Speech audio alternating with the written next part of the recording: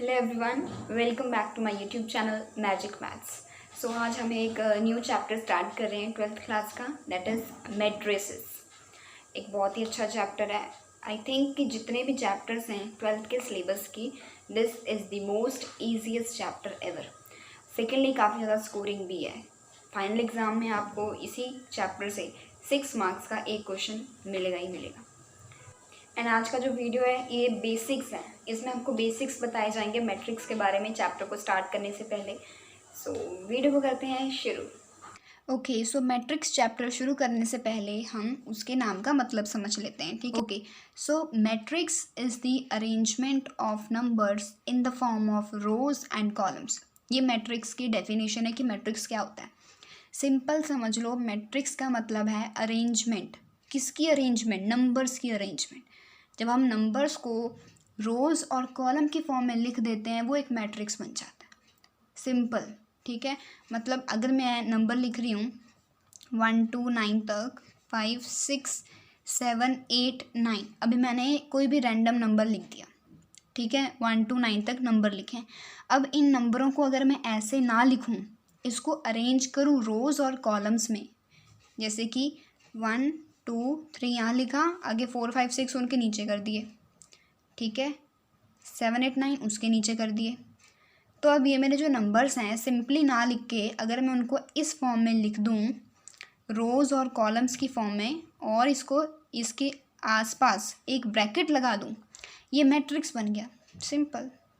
Okay, सो matrix कुछ नहीं है, सिर्फ अरेंजमेंट ऑफ नंबर्स है in the terms of rows and columns. ये रोज हो जाती हैं ये वाली, ठीक है। इधर को जो ऐसे जो हम गिनते हैं उनको बोलते हैं रोज। ये देखो, एक रो, दूसरी रो, तीसरी रो, इसमें 3 रोज हैं। और कॉलम्स कैसे? ये लंबे वाले, ठीक है, जो ऐसे होती है ना vertical line, these are columns. Columns जैसे कि इसमें एक कॉलम, सेकंड, थर्ड। ओके, तो इसमें 3 ही रोज़ हैं, 3 ही कॉलम्स है, ठीक है। और अच्छे समझने के लिए एक एग्जांपल भी देख लेते हैं। जैसे कि क्लासरूम को एज्यूम करो, क्लासरूम में कितने सारे बेंचेस होते हैं ना। अभी तो स्कूल बंद पड़े हैं, कितना टाइम हो गया है कोविड के चलते, तो याद ताज़ा हो जाएगी स्कूल की। तो देखो, ये क्लासरूम है, इसमें काफ़ी सारे बेंचेस पड़ रखे हैं ना। तो अब ये बेंचेस भी किस तरह अरेंज हो रखे हैं? रोज़ और कॉलम्स में। वो जो फर्स्ट वाले हैं, मतलब जो ऐसे राइट को जा रहे हैं ना, राइट को ऐसे, वो रो हैं, और जो सीधे वाले हैं वर्टिकल बेंचेस वो कॉलम्स। सो ये भी एक तरह का अरेंजमेंट है, arrangement of benches in terms of rows and columns. तो ये भी एक मैट्रिक्स है, ठीक है। तो अब मैट्रिक्स आई होप आपको समझ आ गया होगा। ओके, सो बच्चों हमने मैट्रिक्स समझ लिया है। अब एक और चीज़ देखो, जैसे मैंने यहाँ पे कोई भी मैट्रिक्स लिख रखा है, ठीक है। अब मान लो इसको हम नाम दे देते हैं, कोई भी ए दे दिया, ये ए मैट्रिक्स हुआ, ठीक है। आपकी मर्जी, आप बी दे दो, सी दे दो, डी दे दो, आपकी मर्जी। ओके, सो कोई नाम दे दिया। मैट्रिक्स की एलिमेंट्स क्या होते हैं? अब ये देखो, पहले जो भी इसके अंदर नंबर लिखे हैं ना, ये सब मैट्रिक्स की एलिमेंट्स। इन नंबरों को क्या बोलते हैं? एलिमेंट्स बोलते हैं, ठीक है। मैं आपको यहाँ पे ये बताने वाली हूँ कि जैसे मैं लिख रही हूँ A11 की मैट्रिक्स की सिंबॉलिक रिप्रेजेंटेशन क्या है, यहाँ पे मैं वो बताने वाली हूँ आपको। अब मैंने यहाँ पे लिखा है A11, ये स्मॉल ए रिप्रेजेंट, अगर कैपिटल ए ये मैट्रिक्स के लिए, और इसके अंदर जितने भी एलिमेंट्स हैं इनके लिए यूज़ किया जाएगा स्मॉल ए। अगर आप यहाँ पे सी लिख रहे हो, कैपिटल सी, तो मैट्रिक्स के लिए हो जाएगा, अंदर एलिमेंट्स के लिए आप स्मॉल सी यूज़ करोगे, ठीक है। इसको बोलते हैं सिंबॉलिक रिप्रेजेंटेशन। सो स्मॉल ए लिख दिया, और साथ में उसके लिखा है 1 1। इसका मतलब क्या है ये देखो, किसी भी चीज़ को हम ऐसे लिखते हैं। फॉर एग्जांपल ARC मतलब होता है रो और कॉलम, ठीक है, रो और कॉलम। तो अगर आपको लिख रखा है कि आइडेंटिफाई द एलिमेंट, मैंने लिखा ना एलिमेंट आइडेंटिफिकेशन, आपको क्वेश्चन है आइडेंटिफाई द एलिमेंट A11, बताओ कि A11 पे कौन सा एलिमेंट है। तो ये देखो कैसे करना होता है। इसका मतलब है कि ए मैट्रिक्स है, कि इसको मतलब हमने अप्रोच करना है। ए मैट्रिक्स 1 1, तो फर्स्ट किसके लिए होता है ये फॉर्मूला, इसको लिख लो। फर्स्ट है R मतलब रो, ये 1 मतलब 1 रो है, और सेकंड है C मतलब एक कॉलम को बताता है, 1 ही कॉलम है, मतलब फर्स्ट रो में फर्स्ट कॉलम में एलिमेंट बैठा है, उसको हमने देखना है। तो हम ऊपर चले, ये देखो, ये हमारी फर्स्ट रो और ये है फर्स्ट कॉलम, है ना। फर्स्ट रो फर्स्ट कॉलम पे एलिमेंट जो बैठा है ये, तो A11 का मतलब हुआ कि 1 को बता रहे हैं, 1 को डिनोट कर रहे हैं ये। अभी कई बच्चों को यहाँ पे प्रॉब्लम होती है कि रोज़ और कॉलम्स में, मुझे भी होती थी जब मैंने ये करा था, मुझे भी होते थे, पता नहीं लगता था कि रो ये वाली ये लेनी है या ये वाली लेनी है, कभी कभी कन्फ्यूज़न हो जाती है।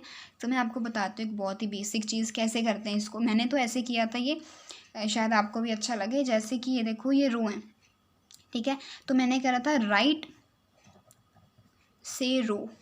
मैं बताती हूँ उसका मतलब।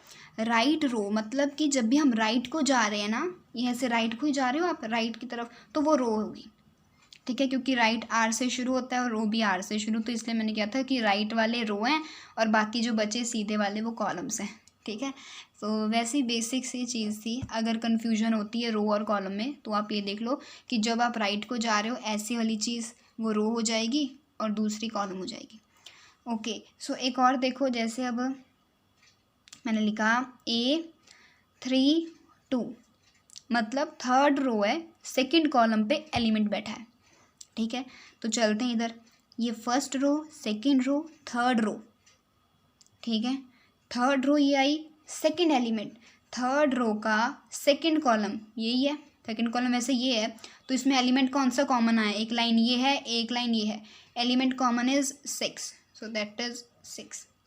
ओके, सो ऐसे के 1 मार्क का क्वेश्चन आएगा, ठीक है, ऐसे आ सकता है A31। अब ये मुझे बताओ ये वाला कौन सा एलिमेंट है, सिंबॉलिक रिप्रेजेंटेशन है उनकी। A31 मतलब थर्ड रो है, first row second row third row और फर्स्ट कॉलम, मतलब ये अंडरलाइन कर लो, सॉरी इस पर एक लाइन लगा लो, 3 और 1 है, 1 कॉलम को रिप्रेजेंट करेगा, तो फर्स्ट कॉलम पे लाइन लगा लो। ये क्या हो रहा है, टेढ़ी मेढ़ी लाइन लग रही है, फर्स्ट कॉलम पे लाइन लगा लो, ठीक है। तो अब इन दो लाइन में कौन सा एलिमेंट कॉमन है, 9, so this will represent 9। Okay, so छोटा सा कॉन्सेप्ट था, आगे चलते हैं। ओके, सो अब बात करेंगे टाइप्स ऑफ मैट्रिक्स की, ठीक है, कि मैट्रिक्स भी काफ़ी ज़्यादा टाइप्स के होते हैं। तो फर्स्ट टाइप यहाँ पे आती है row matrix. Yes, row matrix. Row matrix मतलब वो मैट्रिक्स जिसके पास सिर्फ और सिर्फ एक ही रो है, ठीक है। जिस मैट्रिक्स के पास सिर्फ एक रो है वो रो मैट्रिक्स। सिंपल, जैसे कि ये देखो रो, अब मैंने यहाँ पे बताया था आपको, रो राइट से रो कहा था, मतलब जब भी हम राइट को जाते हैं वो रो होती है। मतलब मैं एक ऐसा एलिमेंट बनाऊंगी कि उसकी ये एक लाइन बने। ये देखो जैसे 4 5 6 अपने तरफ से कोई भी एलिमेंट डाल दिए और स्क्वायर ब्रैकेट में उनको क्लोज कर दिया, ये हमारा हो गया रो मैट्रिक्स। सिंपल, क्यों, क्योंकि इसके पास सिर्फ एक ही रो है। ये देखो ये सिर्फ लाइन एक है, नीचे कुछ नहीं बना रखा, बट इसके पास कॉलम देखो कितनी है, 1 2 3 रो है 1 एंड कॉलम है 3। सो कॉलम से कोई लेना देना नहीं है, कॉलम 4 हो 5 हो जितनी मर्जी हो, रो मैट्रिक्स मतलब एक ही row. Okay, next is column matrix, same as the row matrix. ये अगर रो मैट्रिक्स में एक रो होती है तो कॉलम मैट्रिक्स में एक कॉलम होगी। सिंपल, ठीक है। कॉलम अब नीचे को जाएगा मतलब एक ही लाइन बनेगी। ये लो 4 5 6। Okay, this is the column matrix. इसमें रो बताओ कितनी है, रोज, रोज मतलब राइट को जाना है आपको, राइट, एक रो दूसरी रो तीसरी रो, 3 रोज हैं और एक कॉलम है। अगेन वही बात, रो से कोई फर्क नहीं पड़ता क्योंकि कॉलम मैट्रिक्स है, जितनी मर्जी रोज हों पर कॉलम एक ही होनी चाहिए। Now the next is square matrix. Square matrix कौन सा होता है, जिसमें number of rows equal to number of columns, जितनी रोज हैं उतनी ही कॉलम्स होंगी। फाइन, जैसे कि ये देखो अगर मैं ले रही हूँ 2 रो तो मतलब मेरे पास 2 ही कॉलम होनी चाहिए, ठीक है।